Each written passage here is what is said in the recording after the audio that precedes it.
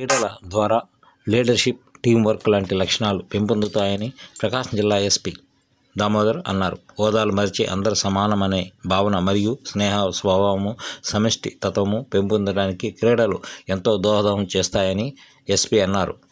కావున ప్రతి ఒక్కరూ ఏదో ఒక క్రీడను ఎంచుకుని ఆడటం వల్ల మానసిక ఒత్తిడిని అధిగమించి ఆరోగ్యంగా ఉంటారని ఎస్పీ అన్నారు.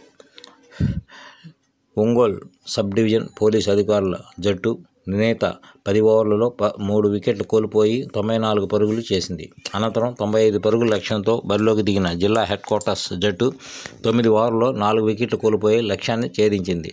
జిల్లా సబ్ డివిజన్ పోలీసు సిబ్బంది జట్టు నిర్ణీత 9.5 ఓవర్లలో ఆల్ అవుట్ అయి 53 పరుగులు చేసింది. అనంతరం 54 పరుగుల లక్ష్యంతో బరిలోకి దిగిన జిల్లా హెడ్ క్వార్టర్స్ జట్టు 6.5 ఓవర్లలో కేవలం 4 వికెట్లు కోల్పోయి లక్ష్యాన్ని ఛేదించింది. ఈ టోర్నమెంట్లో ఏఆర్ఎస్పీ అశోక్ బాబు, అడిషనల్ ఎస్పీ నాగేశ్వరరావు, డిఎస్పీలు శ్రీనివాసరావు, లక్ష్మీనారాయణ, సాయి ఈశ్వర్, యశ్వంత్, నాగరాజు, శ్రీనివాసరావు, సిఐలు, ఆర్ఐలు, ఎస్ఐలు మరియు సిబ్బంది పాల్గొన్నారు.